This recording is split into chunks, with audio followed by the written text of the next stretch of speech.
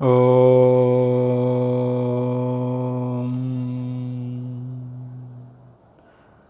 സംന്യാസാശ്രമധർമ്മവിധാത്രീം ബ്രഹ്മജ്ഞാനസുധാരസദാത്രീം സദ്ഗുരുരൂപധരാം സർവജ്ഞാം അമൃതാനന്ദമയീം പ്രണമാമി.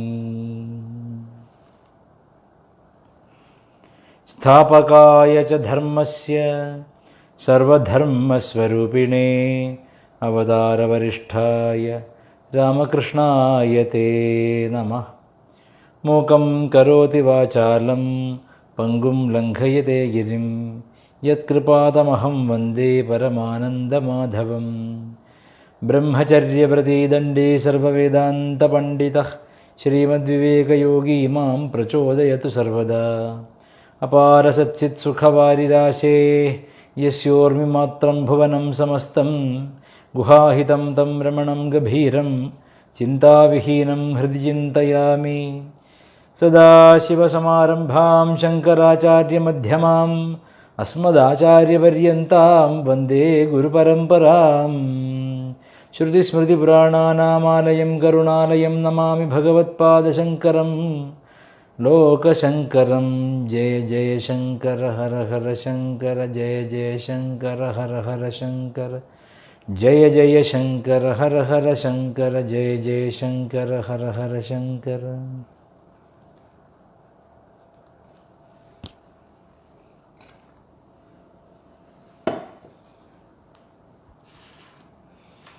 നമസ്കാരം സുഹൃത്തുക്കളെ. ഇന്ന് ഗീതയുടെ മറ്റു ഭാഗങ്ങൾ ചർച്ച ചെയ്യും. അതിന് മുമ്പായിട്ട് ചില വിഷയങ്ങൾ എനിക്ക് പറയാനുള്ളത്. അപ്പോൾ എന്നോട് കഴിഞ്ഞ ദിവസം ഒരു സഹോദരി വളരെ കാര്യമായിട്ട് ഒരു കാര്യം ചോദിച്ചു. നിങ്ങളെല്ലാം അറിയേണ്ട വിഷയമാണ്. അവർ ഒരു അധ്യാപികയാണ്, വളരെ വിദ്യാസമ്പന്നയായൊരു സ്ത്രീ. അപ്പോൾ അവരെപ്പോലെ ഒരാളങ്ങനെ ഒരു ചോദ്യം ചോദിക്കുമ്പോൾ അതിൽ ഒരു വാസ്തവം ഉണ്ടായിരിക്കും. അത് തിരിച്ചറിയേണ്ടത് നമ്മുടെ കടമയാണ്. അവർ പറയുന്നത്, അവർ ജോലി ചെയ്യുന്ന സ്ഥാപനത്തിലും അവർ ജോലി ചെയ്യുന്ന നാട്ടിലും, അവരിവിടെയല്ല വിദേശത്താണുള്ളത്, എത്രയോ അധികം ഹിന്ദുക്കളെ ക്രിസ്തു മതത്തിലേക്ക് പരിവർത്തനം ചെയ്യുന്നത് നരകമുണ്ട്, മരണശേഷം നരകത്തിൽ പോവും, നരകത്തെപ്പറ്റി പേടിപ്പിച്ചുകൊണ്ടാണത്രേ മാറ്റുന്നത്.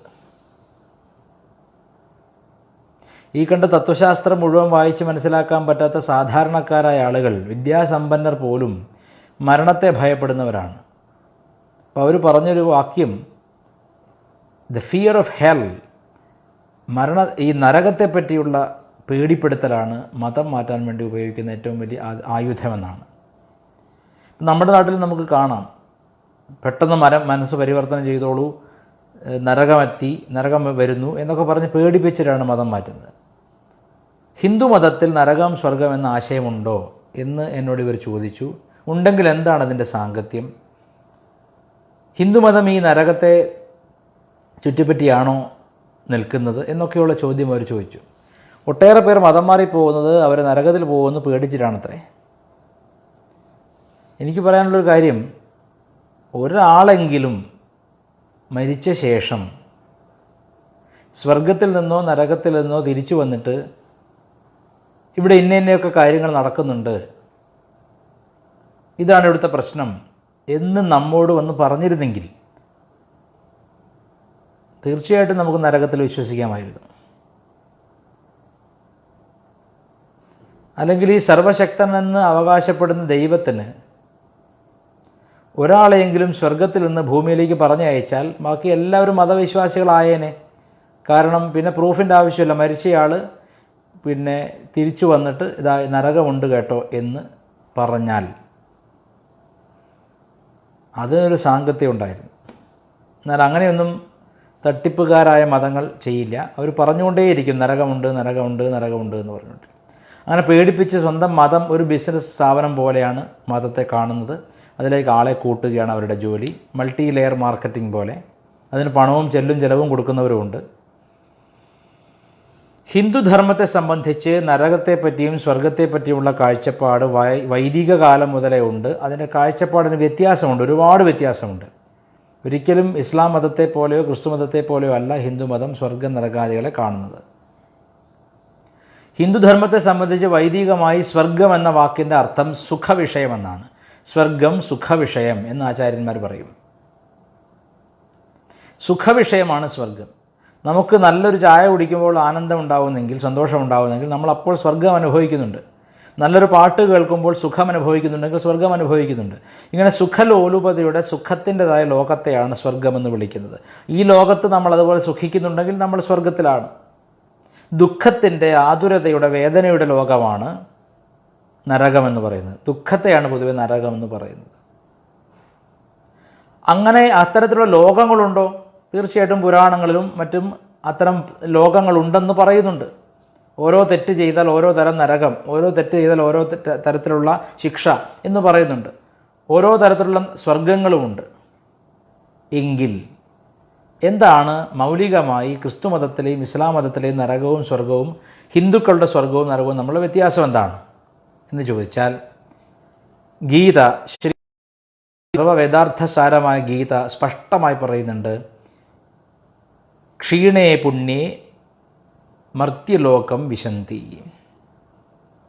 ഒരു മനുഷ്യൻ പുണ്യപ്രവൃത്തികൾ ചെയ്യുന്നതാണ് സ്വർഗത്തിന് നിദാനം, സുഖത്തിന് നിദാനം. അവൻ പാപപ്രവൃത്തികൾ ചെയ്യുന്നതിന് അല്ലെങ്കിൽ ദുഃഖത്തിന് നിദാനം. ഒരാൾ ഒരു തെറ്റ് ചെയ്താൽ, ഒരു മോഷണക്കുറ്റം, അതിന് 3 വർഷം തടവ്, അത് കഴിഞ്ഞാൽ അയാൾ സ്വതന്ത്രനാണ്. അതുപോലെ ഹിന്ദുധർമ്മത്തിൽ സ്വർഗനരകാദികൾ എവിടെയൊക്കെ പറഞ്ഞിട്ടുണ്ടോ അതെല്ലാം താത്കാലികമാണ്. അതിനൊന്നും ശാശ്വതാവസ്ഥയില്ല. അതായത് ഒരാളൊരു തെറ്റ് ചെയ്തു, ആ തെറ്റിന് അയാൾ നിത്യനരകത്തിൽ പോവുക എന്നതാണ് ഇസ്ലാം മതത്തിൻ്റെയും ക്രിസ്തു മതത്തിൻ്റെയും കാഴ്ചപ്പാട്. നമ്മെ സംബന്ധിച്ച് ഈ ജീവൻ, മരണപ്പെട്ട ജീവൻ, അതായത് ശരീരത്തിൽ നിന്ന് വേർപെട്ട ജീവൻ, തൻ്റെ പുണ്യപാപങ്ങൾക്കനുസരിച്ച് സുഖത്തിൻ്റെയും ദുഃഖത്തിൻ്റെയും അനേകം മേഖലകളിൽ ഏതെങ്കിലും ഒന്നിൽ അതിൻ്റെ കർമ്മത്തിനനുരൂപമായി തങ്ങുകയും താൽക്കാലികമായി തങ്ങുകയും അത് അനുഭവിച്ച ശേഷം തിരിച്ച് വീണ്ടും ഭൂമിയിൽ പതിക്കുകയും ചെയ്യുന്നു എന്നാണ്. ക്ഷീണേ പുണ്യേ മർത്യലോകം വിശന്തി. പുണ്യം ക്ഷയിക്കുമ്പോൾ അത് പുണ്യമായാലും പാപമായാലും അനുഭവിച്ചു തീർന്നു കഴിഞ്ഞാൽ വീണ്ടും ജനിച്ച്, അതായത് വീണ്ടും ഭൂമിയിൽ ജനിച്ച് ജീവനെടുത്ത് കർമ്മം ചെയ്ത് വീണ്ടും ചക്രമായിട്ടാണ് കാണുന്നത്. It's A cyclical process. ഇതിൽ നിന്ന് മോചനം നേടുക, എനിക്കിനി ജനിക്കണ്ട, ജനിച്ച ശേഷം പുണ്യമോ പാപമോ വേണ്ട, പുണ്യത്തിനെയും പാപത്തിനെയും അതിക്രമിക്കുന്ന പ്രശാന്തിയെ അല്ലെങ്കിൽ അവിഛിന്നമായ ശാന്തിയാണ് എനിക്ക് വേണ്ടത് എങ്കിൽ ഹിന്ദുമതത്തിൽ വരണം. കാരണം മറ്റു മതങ്ങളിൽ നിങ്ങൾ എത്ര തന്നെ വലിയ പുണ്യപ്രവൃത്തി ചെയ്താലും സ്വർഗമാണ് ഫലം. സുഖിച്ച് ജീവിക്കുക, നല്ല കാറ്റുള്ള സ്ഥലം, നല്ല തണലുള്ള മരങ്ങൾ, നല്ല മദ്യപ്പുഴകൾ, സുന്ദരിമാർ, ഇങ്ങനെ ഈ ലോകത്ത് ജീവിക്കുന്ന സൗകര്യങ്ങളെ മുഴുവൻ അവിടെയും കണ്ടുകൊണ്ട് ജീവിക്കുകയാണ് ചെയ്യുന്നത്. എന്നാൽ ഇത് ശരീരം കൊണ്ട് അനുഭവിക്കാവുന്നതിൻ്റെ അപ്പുറത്ത് സൂക്ഷ്മമായ പ്രശാന്തിയാണ് എൻ്റെ സ്വരൂപമെന്ന് പഠിപ്പിക്കുകയാണ് ഹിന്ദുധർമ്മം. പുണ്യം ചെയ്താലും പാപം ചെയ്താലും ഹിന്ദുധർമ്മത്തിൽ അതിൻ്റെ ഫലം, എത്ര കാലത്തെ പുണ്യം അതിനനുസരിച്ചുള്ള ഫലം, എത്ര കാലത്തെ പാപം അതിനനുസരിച്ച്, അപ്പോൾ എത്ര ഉത്കടമായ തീവ്രമായ പുണ്യം പാപം എന്നനുസരിച്ചിട്ട് അതിനനുസരിച്ച ഫലം മാത്രം അതത് ലോകങ്ങൾ അനുഭവിച്ച് തിരിച്ച് വീണ്ടും ഭൂമിയെ പ്രാപിക്കുമെന്നതാണ് ഹിന്ദുവിൻ്റെ സങ്കല്പം. ഇസ്ലാം മതത്തിലെയോ ക്രിസ്തു മതത്തിലെയോ പോലെ ഒരു ഫൈനൽ ഡെസ്റ്റിനേഷൻ അല്ല സ്വർഗം അല്ലെങ്കിൽ നരകം. Both hell and heaven are not final for a Hindu. For a Hindu, moksha or complete cessation of sorrow or unalloyed happiness or unbroken bliss is the birthright of every being on earth.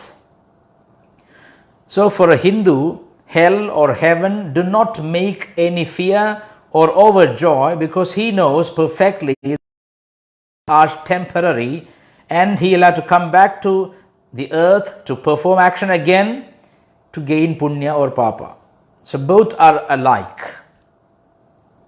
So it is important, it is advised the false fake ideologies of fear mongering. പേടിപ്പെടുത്തുന്ന രീതിയിൽ മനുഷ്യനെ പേടിപ്പിച്ച് നിർത്താൻ വേണ്ടി നരകത്തെയും സ്വർഗത്തെയും പറഞ്ഞുകൊണ്ട് ആളുകളെ പറ്റിക്കുന്ന പരിപാടിയിൽ വീഴാതിരിക്കുക. ശുദ്ധ മണ്ടത്തരമാണത്. കാരണം 10 വർഷത്തോളം ആളുകൾക്ക് ആഹാരം കൊടുത്ത, സൗജന്യമായ ആഹാരം കൊടുത്തൊരാൾ എത്ര കാലം സുഖമനുഭവിക്കാൻ പ്രാപ്തനാണ്? 100 കൊല്ലം കൊടുത്താൽ പോലും അതിനൊരു പരിധിയുണ്ട്. അപ്പോൾ അയാളുടെ പുണ്യപ്രവൃത്തിയുടെ ക്ഷീണം, അതായത് പുണ്യപ്രവൃത്തിയുടെ ഫലം കഴിയുമല്ലോ. ഇപ്പോൾ നമ്മൾ ഊട്ടിയിൽ പോകാൻ വേണ്ടിയിട്ട് അല്ലെങ്കിൽ ഒരു ടൂറിസ്റ്റ് കേന്ദ്രത്തിൽ പോകാൻ വേണ്ടിയിട്ട് ബാങ്കിൽ 1,00,000 രൂപ ഇട്ടിട്ടാണ് പോയിരിക്കുന്നത് വിചാരിക്കുക. എത്രത്തോളം രൂപ ബാങ്കിലുണ്ടോ അത്രത്തോളം കാലം മാത്രമേ അവിടെ സുഖവാസം സാധിക്കൂ. ആ 1,00,000 രൂപ കഴിഞ്ഞാൽ തിരിച്ച് വീണ്ടും നാട്ടിൽ വന്ന് പണിയെടുത്ത് വീണ്ടും പണം ഉണ്ടാക്കണം. അതുപോലെ പുണ്യത്തിൻ്റെ അളവനുസരിച്ചാണ് പുണ്യലോകങ്ങളിലുള്ള വാസം ജീവൻ്റെ. അതുപോലെ തന്നെ പാപത്തിൻ്റെ അളവനുസരിച്ചാണ് പാപലോകങ്ങളിലുള്ള വാസം. അപ്പോൾ പാപലോകങ്ങളിൽ നിന്ന് പാപത്തിൻ്റെ ഫലം അനുഭവിച്ചു കഴിഞ്ഞാൽ വീണ്ടും തിരിച്ച് ഭൂമിയിലേക്ക് വരും. So both the doer of good actions and bad actions will have to come back to the earth to perform action again, to find his new path to success or failure. That is up to his discretion. അതുകൊണ്ടാണ് പറയുന്നത് ക്ഷീണേ പുണ്യേ മർത്യലോകം വിശന്തി. പുണ്യം ക്ഷയിച്ചാൽ വീണ്ടും, പാവം ക്ഷയിച്ചാൽ വീണ്ടും ഭൂമിയിൽ തന്നെ വരണം. അപ്പോൾ ഈ ഒരു ചാക്രികമായ അനേക ജന്മങ്ങളിലൂടെ, അനേക യോനികളിലൂടെ തുടർന്നു വരുന്ന ഈ ഒരു പ്രക്രിയ മടുത്തിട്ട്, അല്ലെങ്കിൽ ഇതിൽ യാതൊരു കഴമ്പുമില്ലെന്ന് കണ്ടിട്ട് ആചാര്യൻ ഉപദേശിക്കുകയാണ്, എന്തിന് നിങ്ങളിങ്ങനെ വിഡ്ഢികളാവുന്നു? എന്തിനാണ് ഈ സംസാര ചക്രത്തിൽ ശോകമോഹങ്ങളുടെ ജാലത്തിൽപ്പെട്ട് ചുറ്റിത്തിരിയുന്നത്? സ്വർഗത്തിലായാലും നരകത്തിലായാലും ഭൂമിയിലായാലും എന്തിനിങ്ങനെ ചുറ്റിത്തിരിയുന്നു? അവിഛിന്നമായ അൺബ്രോക്കൺ ബ്ലിസ്, പൂർണ്ണമായും ഒരു നിമിഷം ഒരു പൊഴുതുപോലും അണയാത്ത ശാന്തി നിങ്ങളുടെ സ്വരൂപമാണ്, അത് കണ്ടെത്തൂ. So the game is that. ഈ പുണ്യലോകങ്ങളിലും പാപലോകങ്ങളിലും പോകാനുള്ള പരിപാടിയൊക്കെ നിർത്തിയിട്ട് തൻ്റെ ഉള്ളിലേക്ക് തിരിഞ്ഞ് താനാരെന്ന് കണ്ടെത്തി തൻ്റെ സ്വത്വത്തിൽ അലിഞ്ഞാൽ, താനായി തീർന്നാൽ ദുഃഖങ്ങളോ സുഖങ്ങളോ ഇല്ല, മറിച്ച് പ്രശാന്തി മാത്രം. സുഖവും ദുഃഖവും പെൻഡുലം ആയമെടുക്കുന്ന പോലെയാണ് നമ്മ പറയും. സുഖത്തിലേക്ക് പോയാൽ ദുഃഖത്തിലേക്കും പോകും, ദുഃഖത്തിലേക്ക് പോയാൽ സുഖത്തിലേക്കും പോകും. ഇതിനെ രണ്ടിൻ്റെയും വേണ്ട എന്ന് കരുതി, ഇനി ജന്മങ്ങൾ വേണ്ടെന്ന് കരുതി മോക്ഷത്തിനായിക്കൊണ്ട് ഈ ചിത്തത്തെ, അങ്ങോട്ടും ഇങ്ങോട്ടും അലയുന്ന ചിത്തത്തെ നടുവിൽ പിടിച്ച് നിർത്തുന്ന പരിപാടിയുടെ പേരാണ് സമാധി. സമാധി അനുഭവിക്കണം എന്ന് പറയും. അതെങ്ങനെ സാധിക്കും?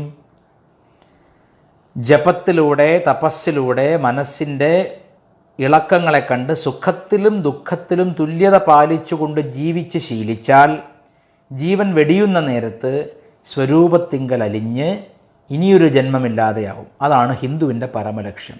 ഹിന്ദുവിൻ്റെ ലക്ഷ്യം അൺഅലോയ്ഡ് ബ്ലിസ്സാണ്, പൂർണ്ണമായ ശാന്തിയാണ്. അത് സ്വർഗത്തിലോ നരകത്തിലോ ലഭ്യമല്ലെന്ന് അവന് നന്നായി അറിയാം. അതുകൊണ്ട് ഇത്തരം വിഡ്ഢിത്തരം നിറഞ്ഞ പ്രചരണങ്ങളിൽ മഴങ്ങി മതം മാറ്റത്തിന് പോകരുതെന്ന് പറയുന്നു. Of course, there are so many quotes available from Puranas and Itihasas and even Vedas mentioning about hell and heaven, but those are not permanent, eternal stations. They are but transient in nature, temporary in nature. You will have to come back to the world to work again. So in order to avoid such confusion, such duality of hell or heaven or happiness or madness or sadness, whatever mental states that you experience in hell or heaven can be avoided, and you can live as God. When you are given an opportunity to live as God, why do you roam about the world or the worlds like hell and heaven as a dog? നിങ്ങൾക്ക് ഈശ്വരനായി തീരാനുള്ള ഓഫറാണ് ഹിന്ദുധർമ്മം നൽകുന്നത്. ഈശ്വരൻ്റെ തുല്യമായ ആനന്ദം, പരമാനന്ദം, ബ്രഹ്മാനന്ദം നിങ്ങളുടെ ഉള്ളിൽ നിങ്ങളായിരിക്കുന്നു. അത് നിങ്ങൾ നേടാനാണ് ഹിന്ദുമതം പറയുന്നത്. You are given an offer to become a god, nothing short of it. But you are trying to become dogs by running from hell to heaven and hell to heaven, heaven to hell, and to the world, again to hell, again to heaven, like that. This is a cyclic process. You are living a dog's life then. But Hinduism gives you an offer to become God. Tattvamasi, thou art that. Aham brahmasmi. പ്രജ്ഞാനം Brahma, അയമാത്മാ Brahma, ശിവസ്വരൂപം. So that is the offer. So whether you be a Christian in this life or a Muslim in this life, ultimately you will have to understand Hinduism to know the truth that you are that. Unless and until you know that you are that eternal, joyful, blissful Atma, you will have to roam about these worlds, shuttle service. So it's important to understand what Hinduism offers. ഹിന്ദുധർമ്മം നൽകുന്ന offer എന്ന് പറയുന്നത് നരകമോ സ്വർഗമോ അല്ല. അത് രണ്ടും നമ്മെ സംബന്ധിച്ച് മാറി മറിയുന്ന താൽക്കാലിക കേന്ദ്രങ്ങൾ മാത്രമാണ്. പുണ്യത്തിനനുസരിച്ച് സ്വർഗവും പാപത്തിനനുസരിച്ച് നരകവും, വീണ്ടും ഭൂമിയിൽ വന്ന് രണ്ടും നേടിയെടുക്കാനുള്ള ശ്രമവും. ഈ ഒരു സംസാര ചക്രത്തിൽ നിന്ന് ഒഴിവായി താൻ പൂർണ്ണമായ ആനന്ദമാണെന്ന അവസ്ഥ അറിയുന്ന അതാണ് ഹിന്ദുവിൻ്റെ ഓഫർ. അതിനുവേണ്ടിയാണ് ഗീതയടക്കമുള്ള ശാസ്ത്രങ്ങൾ നമ്മൾ പഠിക്കുന്നതും മന്ത്രം ജപിക്കുന്നതും പുരസ്ചരണം ചെയ്യുന്നതും തപസ് ചെയ്യുന്നതുമെല്ലാം. അത് മനസ്സിലാക്കുക. ഇനിയും ഈ ചോദ്യത്തിൽ കൺഫ്യൂഷൻ ഉണ്ടെങ്കിൽ നമുക്ക് അടുത്ത ദിവസവും ഇതിനുത്തരം തുടരാം. ഇന്നലെ വരെ പറഞ്ഞു വെച്ചതിൻ്റെ, കഴിഞ്ഞ ദിവസം വരെ പറഞ്ഞു വെച്ചതിൻ്റെ ബാക്കി. നമുക്കറിയാം, രണ്ട് കൂട്ടരും, കൗരവരും പാണ്ഡവരും ശംഖം മുഴക്കി യുദ്ധം ആരംഭിക്കുകയാണ്. അഥ വ്യവസ്ഥിതാൻ ദൃഷ്ട്വാ ധാർത്തരാഷ്ട്രാൻ കപിധ്വജ പ്രവൃത്തെ ശസ്ത്രസമ്പാദേ ധനുരുദ്യമ്യ പാണ്ഡവ ഹൃഷീകേശം മഹീപതേ. ഹേ മഹീപതേ, ധൃതരാഷ്ട്രേ, മഹീപതി എന്ന് പറഞ്ഞ രാജാവ്, ഹേ ധൃതരാഷ്ട്ര മഹാരാജാവേ. അതിനുശേഷം, അഥ എന്ന് പറഞ്ഞാൽ ശേഷം, അഥ അതിനുശേഷം ശസ്ത്രസമ്പാദേ, ആയുധപ്രയോഗം തുടങ്ങാനായപ്പോൾ, ശസ്ത്രസമ്പാദ സമയത്ത്, ആയുധം എടുത്ത് ഫൈറ്റ് ചെയ്യാൻ തുടങ്ങുന്ന സമയത്ത്, അതിന് തൊട്ട് മുമ്പായിട്ട് കപിധ്വജനായ അർജുനൻ, ഭീമൻ പോയിട്ട് ഹനുമാനെ കണ്ട് പാണ്ഡവരുടെ വിജയത്തിനു വേണ്ടി ഞങ്ങളോടൊപ്പം നിൽക്കണമെന്ന് പറയുകയും അർജുനൻ്റെ കൊടിക്കൂറയിൽ വന്ന് ഹനുമാൻ എന്ന ചിരഞ്ജീവിയായ ആഞ്ജനേയൻ നിലനിൽക്കുകയും ചെയ്തു. അതും യുദ്ധവിജയത്തിനൊരു കാരണമാണ്. കാരണം നമുക്കറിയാം, രുദ്രൻ്റെ സാന്നിധ്യമില്ലാതെ യുദ്ധം ജയിക്കില്ല. അതെപ്പോഴും ശ്രദ്ധിക്കേണ്ടുന്ന വിഷയമാണ്. രുദ്ര സാന്നിധ്യമില്ലാതെ യുദ്ധം ജയിക്കില്ല. രാമരാവണ യുദ്ധത്തിൽ ശ്രീരാമചന്ദ്രൻ, ധർമ്മമൂർത്തിയായ രാമചന്ദ്രൻ അസ്ത്രശസ്ത്രവിദ്യയിലെല്ലാം മിടുക്കനാണ്.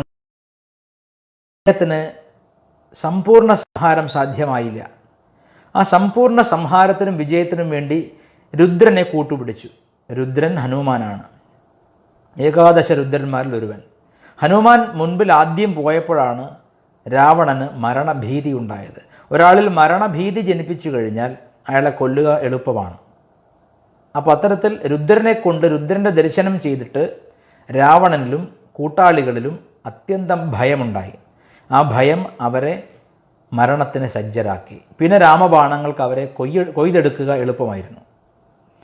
അതുപോലെ തന്നെ മഹാഭാരത യുദ്ധത്തിലും ശ്രീകൃഷ്ണ പരമാത്മാവിൻ്റെ കൂടെ നിന്ന അർജുനന് പൂർണ്ണമായും കൗരവപക്ഷത്തിൻ്റെ നാശത്തിനായിക്കൊണ്ട് രുദ്രസഹായം ആവശ്യമായിരുന്നു. അതുകൊണ്ട് രുദ്രാവതാരമായ ഹനുമാൻ സ്വാമിയെ കൊടിക്കൂറയിൽ വെച്ചു. അതുകൊണ്ടാണ് കപിധ്വജൻ എന്ന് പേര്. അല്ലയോ ധൃതരാഷ്ട്ര മഹാരാജാവേ, ശസ്ത്രസമ്പാദത്തിന്, അതായത് ആയുധപ്രയോഗത്തിന് സമയമായപ്പോൾ കപിധ്വജനായ പാണ്ഡുപുത്രൻ, പാണ്ഡവൻ അർജുനൻ, യുദ്ധം ചെയ്യുവാൻ തയ്യാറായി നിൽക്കുന്ന ധൃതരാഷ്ട്രകുമാരന്മാരെ, കൗരവന്മാരെ എല്ലാം കണ്ടിട്ട് ശ്രീകൃഷ്ണ ഭഗവാനോട് ഇങ്ങനെ പറഞ്ഞു. അവരെല്ലാം ധനുരുദ്യമ്യ, അതായത് ധനുവിനെ, വില്ലിനെ ഉയർത്തിപ്പിടിച്ച് തയ്യാറായി നിൽക്കുകയാണ്. വില്ല് എണ്ണീറ്റെന്ന് പറഞ്ഞു. കൃഷ്ണ എന്താ പറഞ്ഞത്? ഹൃഷീകേശം തഥാവാക്യം ഇതമാഹ മഹീപതേ. ഹൃഷീകേശനോട്, ഹൃഷീകങ്ങളുടെ ഈശ്വരനായ ശ്രീകൃഷ്ണനോട് ഈ വാക്യത്തെ പറഞ്ഞു. എന്താണ് പറഞ്ഞത് അർജുനൻ? അർജുന ഉവാച, അർജുനൻ പറഞ്ഞു, സേനയോരുഭയോർ മധ്യേ രഥം സ്ഥാപയമേച്യുത യാവദേതാൻ നിരീക്ഷേഹം യോദ്ധുകാമാനവസ്ഥിതാൻ കൈർമയാ സഹ യോദ്ധവ്യം അസ്മിൻ രണസമുദ്യമേ. എന്താ പറഞ്ഞത്? അല്ലയോ നാശമറ്റവനായ അച്യുതനായ കൃഷ്ണ, ഗുരുവായൂരപ്പ, നാരായണ, ഭഗവാനെ, ദുർബുദ്ധിയായ അതടുത്ത ശ്ലോകത്തിലാണ്. യോത്സ്യമാനാൻ അവേക്ഷേഹം യ ഏതേത്ര സമാഗതാ ധാർത്തരാഷ്ട്രസ്യ ദുർബുദ്ധേർ യുദ്ധേ പ്രിയ ചികീർഷവ. ഒരുമിച്ചാണ് ഈ ശ്ലോകത്തിന് അർത്ഥം പറയുന്നത്. ഹേ അച്യുത, ദുഷ്ടബുദ്ധിയായ ദുര്യോധനൻ്റെ പ്രീതിക്ക് വേണ്ടി യുദ്ധം ചെയ്യുവാൻ ഇച്ഛയോടുകൂടി ആരെല്ലാം ഈ യുദ്ധക്കളത്തിൽ വന്നിരിക്കുന്നുവോ അവരെയും ഈ യുദ്ധാരംഭത്തിൽ ഞാൻ ആരോടെല്ലാം യുദ്ധം ചെയ്യണമോ അവരെയും, അതിനും പുറമെ ഞാൻ ഇപ്പോൾ യുദ്ധത്തിനായി ഒരുമ്പെട്ടവരെയും നല്ലവണ്ണം നോക്കിക്കാണുവാൻ വേണ്ടി രണ്ടു സൈന്യങ്ങളുടെയും നടുവിൽ എൻ്റെ രഥം കൊണ്ടുപോയി നിർത്തൂ എന്ന് പറയുകയാണ്. ശ്രീകൃഷ്ണൻ നമുക്കറിയാം അർജുനൻ്റെ സുഹൃത്തു കൂടെയാണ്. എല്ലാ സ്വാതന്ത്ര്യത്തോടും കൂടി അർജുനൻ ശ്രീകൃഷ്ണനോട് ആവശ്യപ്പെടുകയാണ്, സേനയച്യുത, രണ്ട് സൈന്യങ്ങളുടെയും പാണ്ഡവപക്ഷത്തിൻ്റെയും കൗരവപക്ഷത്തിൻ്റെയും നടുവിൽ സൈന്യങ്ങൾ തയ്യാറെടുത്ത് നിൽക്കുകയാണ്. യുദ്ധം ഇപ്പോൾ തുടങ്ങുമെന്നായപ്പോൾ ആരൊക്കെയാണ് ഈ ദുർബുദ്ധിയായ ദുര്യോധനന് വേണ്ടി മരിക്കാൻ വന്നിട്ടുള്ളത്, ചാവാൻ വന്നിരിക്കുന്നത്, യുദ്ധം ചെയ്യാൻ അവരെയും എൻ്റെ സൈന്യത്തെയും നന്നായി കാണുവാൻ വേണ്ടി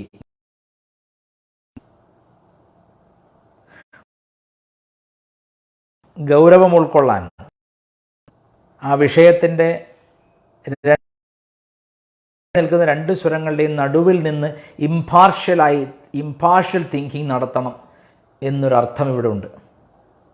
നമ്മുടെ പക്ഷം മാത്രം ശരി എന്ന് പറഞ്ഞ് വാദിക്കുന്നതിന് പകരം രണ്ടു പക്ഷങ്ങളുടെയും വാദമുഖങ്ങളെ സ്വയം എടുത്തു വെച്ച് നടുവിൽ താൻ നിസ്സംഗനായി നിന്ന് നോക്കിക്കണ്ടാൽ മാത്രമേ ശരിയായ തീരുമാനമെടുക്കാൻ സാധിക്കൂ.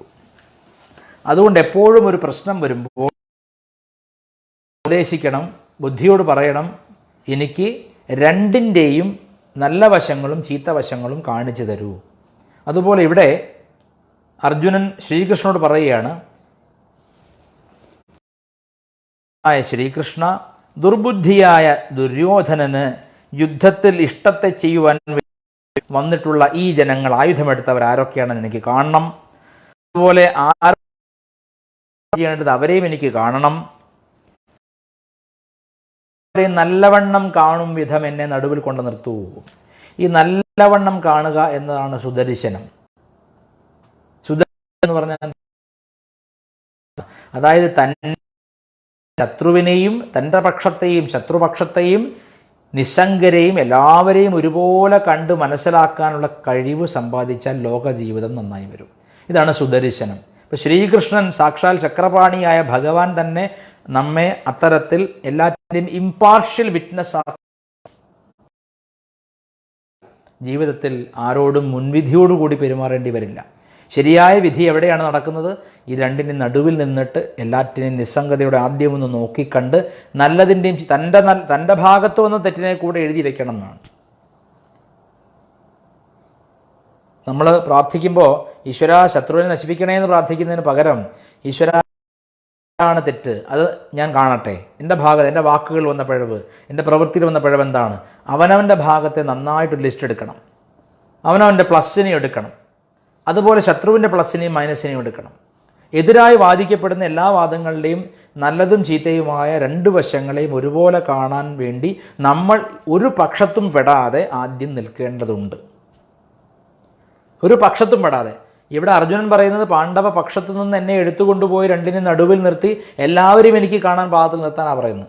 അതുപോലെ നമ്മളും നമ്മുടെ പക്ഷമെന്ന് ചിന്തിക്കുന്നത് എപ്പോഴും ശരിയായി കൊള്ളുന്നില്ല. അതുകൊണ്ട് നമ്മൾ ആരൊക്കെ എന്തിനൊക്കെ വന്നിരിക്കുന്നു, എന്തൊക്കെയാണ് ഓരോരുത്തരുടെ ഇംഗിതങ്ങളെന്ന് കണ്ടറിയാൻ വേണ്ടി നമ്മുടെ പക്ഷത്തു നിന്നും മറുപക്ഷത്തു നിന്നും മനസ്സിനെ മാറ്റി നിസ്സംഗമായ ഒരു മധ്യപാതയിൽ നിന്നുകൊണ്ട് ലോകത്തെ നോക്കി കണ്ട ശേഷമേ ഏതു പക്ഷത്ത് നിൽക്കണമെന്ന് തീരുമാനിക്കാവൂ. ഇതിവിടെ സ്പഷ്ടമായി പറഞ്ഞിരിക്കുകയാണ് അർജുനൻ ശ്രീകൃഷ്ണനോട്. സേനയോരുഭയോർ മധ്യേ രഥം സ്ഥാപയമേ അച്യുത യാവദേതാൻ നിരീക്ഷേഹം യോദ്ധുകാമാൻ അവസ്ഥിതാൻ കൈർമയാ സഹ യോദ്ധവ്യം അസ്മിൻ രണസമുദ്യമേ യോത്സ്യമാനാൻ അവേക്ഷേഹം യം ഏതേത്ര സമാഗതാഃ ധാർത്തരാഷ്ട്രസ്യ ദുർബുദ്ധേർ യുദ്ധേ പ്രിയചികീർഷവ എന്ന ഈ 23-ാമത്തെ ശ്ലോകത്തോടു കൂടി ഇന്നത്തെ സത്സംഗം അവസാനിപ്പിക്കട്ടെ. ഹര നമഃ പാർവതീപതയേ ഹര ഹര മഹാദേവ.